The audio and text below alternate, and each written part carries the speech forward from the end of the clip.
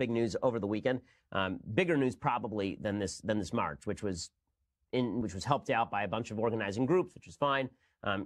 Stormy Daniels, obviously, is the big news of the weekend. So her interview on 60 Minutes was put off for a little while by the Duke-Kansas game, which Duke lost. And Stormy Daniels finally comes on, and then there is a 60-minute interview with a very long interview. It's not all 60 minutes with Anderson Cooper on CBS's 60 Minutes, and things got kind of crazy. So there are a bunch of things that Stormy Daniels said that were pretty wild. We knew most of this. Okay, so to start off, we knew most of this, right? So most of the stuff that we knew about Stormy Daniels, we already knew. Stormy Daniels, for those who don't know, is the star of movies like The Witches of Brestwick, as well as Watching Samantha, Secrets of the Velvet Ring, What's a Girl Gotta Do, I Know What You Did Last Night, and Porking with Pride 2. So she is just, she's one of the great actresses of our time. Ron Jeremy on the Loose, Atlantic City is one of her classics. Of course, Busty Beauties 2, Dripping Wet Sex 4. And she's really, she's class. I mean, she's all class. And one of the things about her that is worth noting is that I will say she has better script taste than half the stars in Hollywood, because the only two legit movies I can find her in are The 40-Year-Old Virgin and let's see, what was the other one? It's The 40-Year-Old Virgin and Knocked Up. So she's in both of those. She plays in one a lap dancer and in one a porn star. So I guess that's typecasting a little bit. I guess you wouldn't expect her to play like the female rocket scientist. But in any case, maybe Stormy Daniels is secretly brilliant. I tend to think that Stormy Daniels is a porn star and that she does things that porn stars do, like she has sex with men for transactional reasons. Now, listen, does this make Trump less scummy? No, the president, when it comes to women, is gross. I mean, this is unquestioned. Okay? And people who do question it are being stupid. Donald Trump with women is a pig. Okay, he's been a pig all of his life. This is a man who said that avoiding STDs in the 1970s was his own personal Vietnam. At a time when he could have been drafted and was claiming bone spurs in his heels, he was, in fact, off of his heels for a variety of other reasons. Donald Trump is a guy who said that nothing in life matters as long as you've got a young and beautiful piece of ass on your arm. This is a man who's had 3 wives and cheated on all of them, usually with a future wife. I mean, I suppose that we should consider ourselves lucky that Stormy Daniels isn't the current First Lady of the United States, considering Donald Trump's actual record here. And Donald Trump is a guy who was caught on tape saying that he grabs women by the bleep. Okay, Donald Trump is yucky with women. This we know. Okay, and criticizing Stormy Daniels for this public display is not exactly letting Donald Trump off the hook. Okay, other things that are worth noting about the situation. So here's the situation. Back in 2006, Stormy Daniels met Donald Trump at a golf course. Donald Trump was doing some sort of event, and she flirted with him, and then she went up to his room for dinner, and then she had sex with him, I guess one time, in the hopes that he would put her on The Apprentice. And then he did not, in fact, put her on The Apprentice, but he continued to flirt with her by phone. I guess the second time that they met, she went up to his room, and they watched Shark Week. No joke. Like, that's power play, Mr. President. Bringing the woman back up to your room, bringing the stars of Forrest Bump up to your room, and watching Shark Week. It's a move, I guess. That move did not end up working. But then, so Stormy Daniels claimed a couple of things in this interview. She claims in 2011 that after she gave the news to In Touch magazine that she had had an affair with the president, why In Touch even thought that was newsworthy is beyond me. Apparently, they didn't think it was that newsworthy. They offered her like 15 grand for it. But in any case, she says that she was approached in a parking lot by a random dude, and that the random dude said to her that she had her kid with her, and he said it would be a pity if something happened to that kid's mom. Right? Threatened her about the In Touch story. She didn't provide any substantiation. She didn't, provide a description of the guy. We'll find out maybe more about that. Then she claims that in 2016 she was paid off by Michael Cohen, who was the president's lawyer, for $130,000 to keep her trap shut right before the election. She signed, she took it, and then she lied about having an affair with the president. She said, "No, I didn't have an affair with the president." Well, she had to explain all of that to Anderson Cooper. Now she claims, of course, she's being threatened by the president in some sort of nefarious way. What she's really being threatened with is violation of the non-disclosure, which is perfectly legal.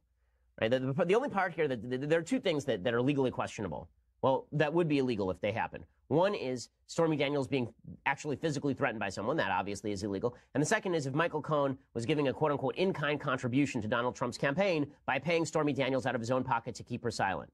So this is a very weird interview because Stormy Daniels starts off by talking about why exactly it is that she was, why she's doing the interview in the first place.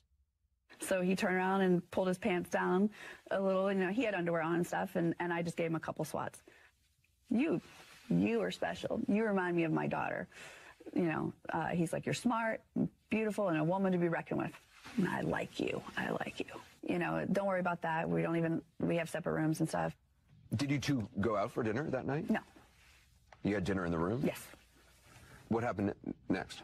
So I excused myself and I went to the restroom. You know, I was in there for a little bit and came out, and he was sitting, you know, on the edge of the bed when I walked out, perched. And you had sex with him? Yes. I remember arriving, and he was watching Shark Week. He made me sit and watch an entire documentary about shark attacks. It wasn't, at that point, a business meeting. It was just watching Shark Week. Yeah. Did you have sex with him again? No. I was in a parking lot going to a fitness class with my infant daughter.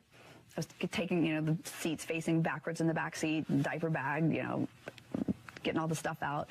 And a guy walked up on me and said to me, "Leave Trump alone, forget the story." And then he leaned around and looked at my daughter and said, "A beautiful little girl, it'd be a shame if something happened to her mom." And then he was gone.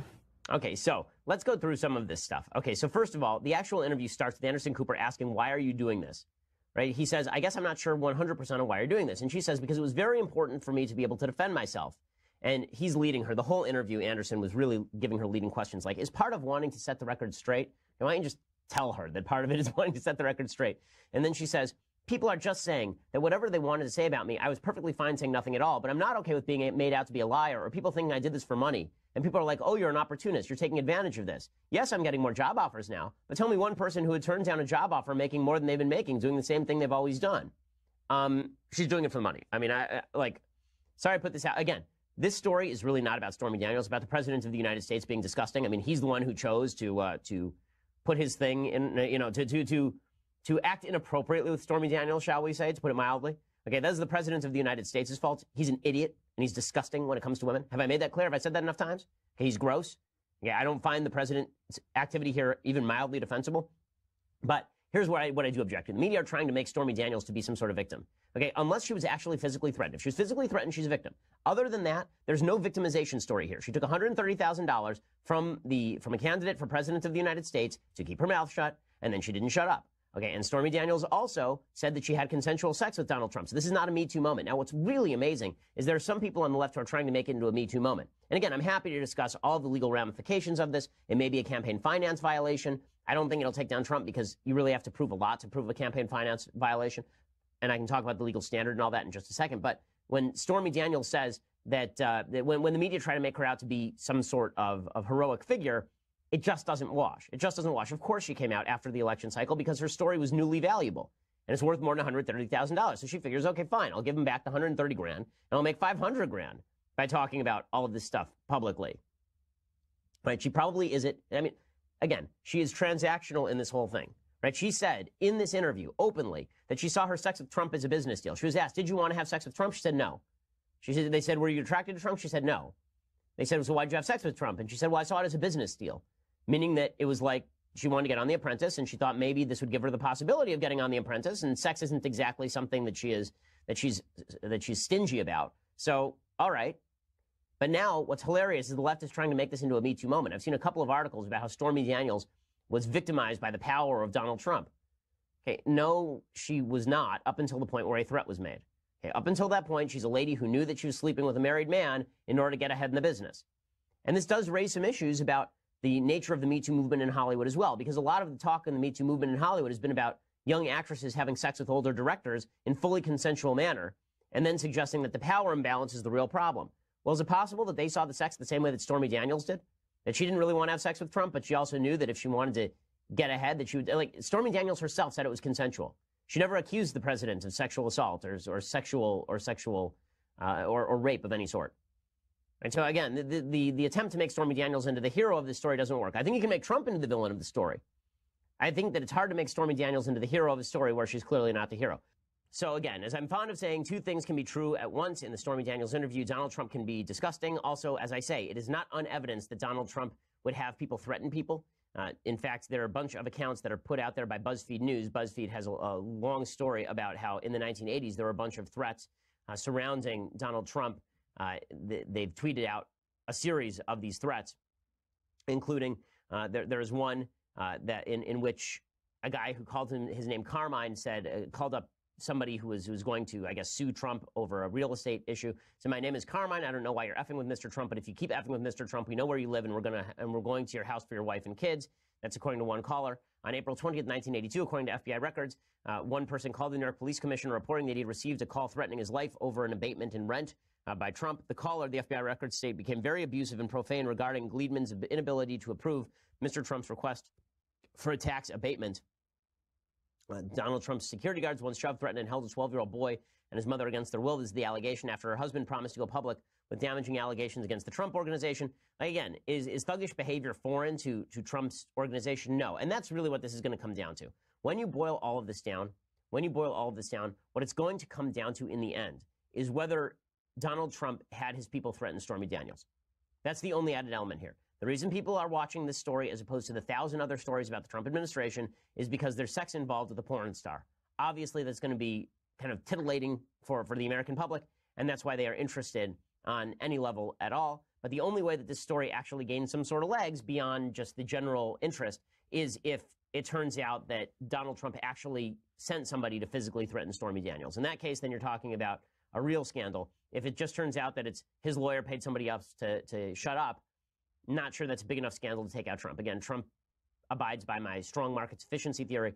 Everybody already knows what they think about Trump, good or bad. And there's not a lot of evidence that this is going to stick to them. Now, that's not going to stop a lot of people on the left from claiming that this is going to take down the president. But look, even Anderson Cooper had to go after Stormy Daniels' lawyer and point out that Daniels' lawyer is a former Democratic operative. You seem to be saying that she has some sort of text message or video or photographs, or you could just be bluffing. You should ask some of the other people in my career when they've been on me bluffing. In college, in law school, you did opposition research for Democratic political operative Rahm Emanuel. Some people looking at that will say you're politically motivated. I haven't done anything in politics in over 20 years.